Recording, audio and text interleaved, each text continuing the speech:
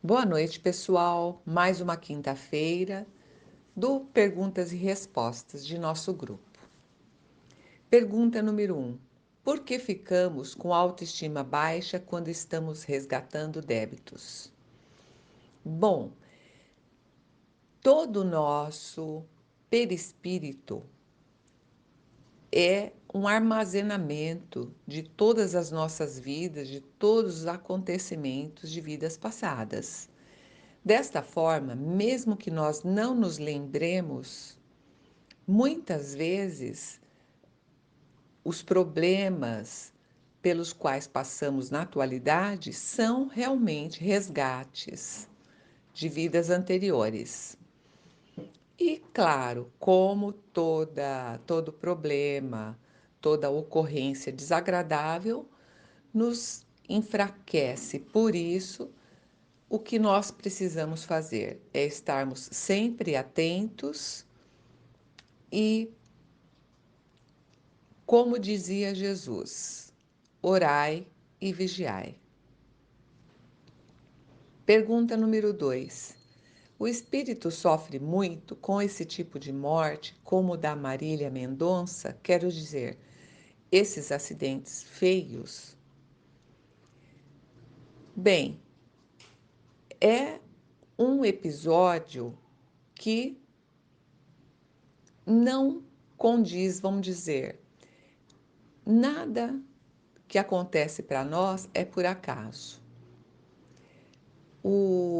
Se ela veio a óbito nesse acidente, isso deveria ter acontecido mesmo, né? E neste caso, eu acredito que, como a espiritualidade sempre está em volta, ela já estava ali para receber Marília Mendonça quando ela desencarnou, porque a espiritualidade sabe das ocorrências, ela está em volta de nós. Porém, né, apesar de ser para nós como se fosse uma tragédia, talvez isso estivesse escrito, né, ou até mesmo fosse uma escolha dela numa vida anterior. Agora, o sofrimento vai ser inerente àqueles espíritos, aquelas pessoas que não são ligadas ao fato de que somos espíritos imortais. Por isso, existem muitas pessoas que ficam ao lado do corpo depois de morto por muito tempo. Mas nesse caso, acredito que não. Acredito que ela não tenha sofrido. Pergunta número 3. Será que uma mãe, quando desencarna deixando filhos pequenos, fica em paz? Bem, com certeza não. A partir do momento que essa mãe se conscientizar, for orientada no plano espiritual, na parte espiritual, de que ela está desencarnada, com certeza ela vai lembrar dos filhos e não vai ficar em paz no momento. Mas conforme for passando o tempo, ela vai compreender, ela vai ter compreensão de que aquilo era necessário para ela, às vezes também uma opção dela antes de reencarnar, em que ela precisaria estar passando por isso ou os filhos dela precisariam passar por isso. Então, tudo depende do entendimento da pessoa antes de desencarnar, do estudo que ela faz, das orações, das ligações.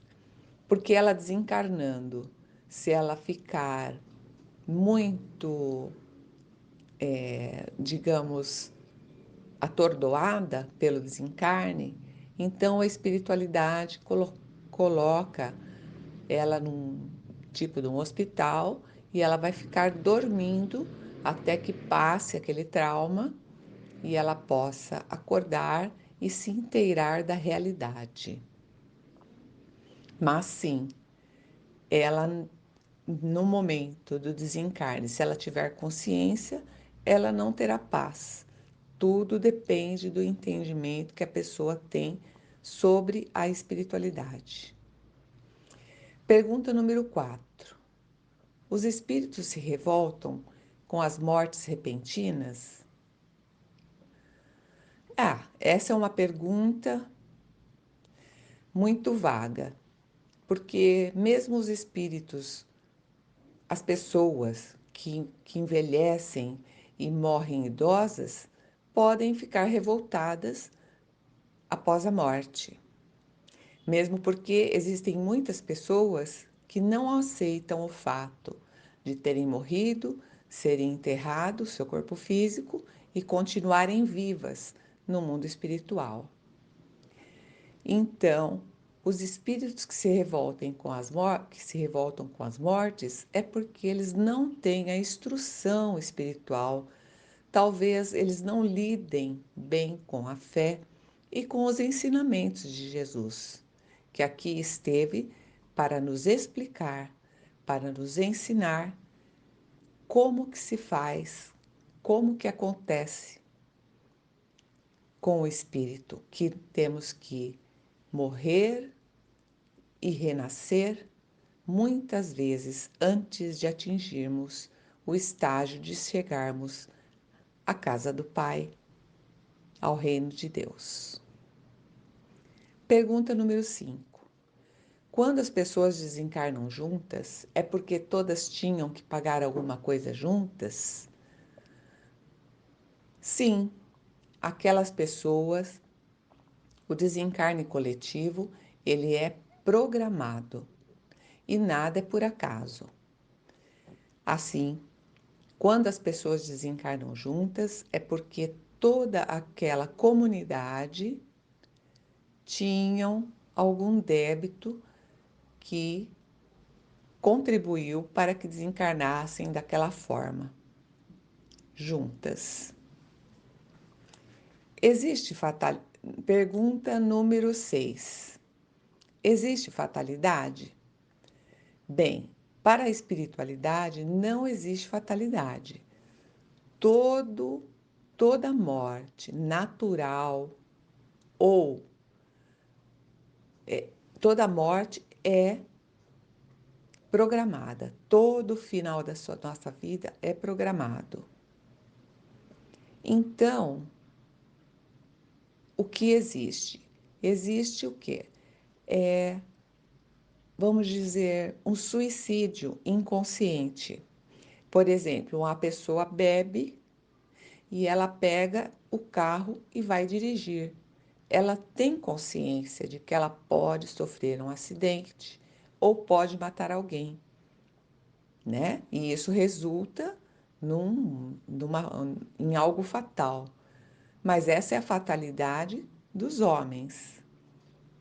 E para os espíritos, isso é um suicídio inconsciente. Portanto, para a espiritualidade não existe fatalidade. Pergunta número 7. Há alguma explicação de uma pessoa que nunca sofreu nenhum tipo de acidente ter muito medo disso? Por exemplo, eu morro de medo de altura, morro de medo de andar em rodovia e também tenho pânico de água. Se vou à praia, não passo da beiradinha.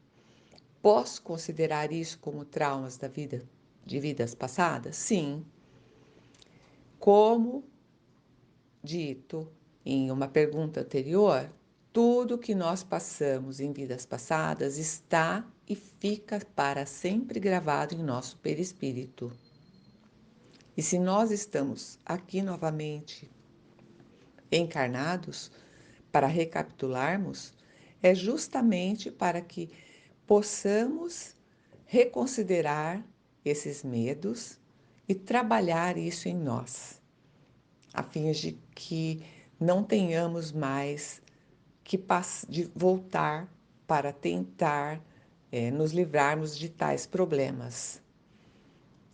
Com certeza, se você tem medo de altura, e tem medo de rodovias, né? Alguma coisa te aconteceu numa encarnação anterior que lhe traumatizou. Agora, isso realmente pode ser considerado, sim, como traumas de vidas passadas. Pergunta número 8. Anjos da guarda incorporam em médium para se comunicar com a gente? Bem, o que a Igreja Católica chama de anjos da guarda, no Espiritismo nós denominamos guia espiritual, mentor espiritual, amparador. Era como Emmanuel era para Chico. Ele era o mentor de Chico Xavier. Mas eles podem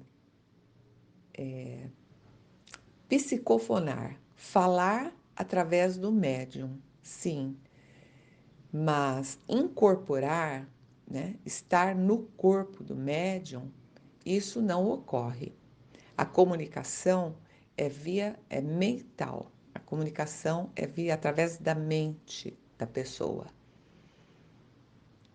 Existem dogmas em torno disso.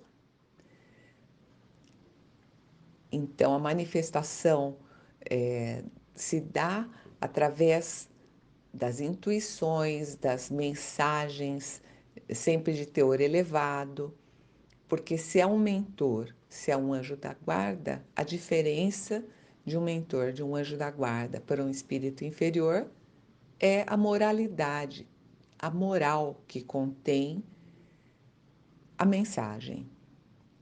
Então, anjos da guarda não incorporam em médium para se comunicar. Pergunta número 9. Os espíritos têm influência sobre os animais como em seres humanos? Bem, eles podem sim influenciar, mas eles não conseguem alterar a vida do animal, alterar o modo de viver do animal. Porque os animais também desencarnam e vão para a pátria espiritual. Os cachorros, por exemplo, eles desencarnam e reencarnam rapidamente. E também estão aqui para progredir, para evoluir. Então, os espíritos não têm influência sobre os animais, como têm sobre os seres humanos. Pergunta número 10. Existe vampirismo entre encarnados? Sim, existe vampirismo entre encarnados. Por exemplo, quando alguém olha para alguém e deseja o mal de alguém, isso já é uma espécie de vampirismo. Por quê? O que é o vampirismo? É o roubo da energia da pessoa. Então, quando uma pessoa está olhando para outra, desejando o que ela tem, que nós chamamos de inveja, querendo o que ela tem, isso é vampirismo. Então, entre encarnados existe o vampirismo, assim como entre encarnados e desencarnados. E entre os desencarnados também existe o vampirismo. Então é isso, pessoal. Por hoje é só. Muito obrigada a todos e uma excelente noite.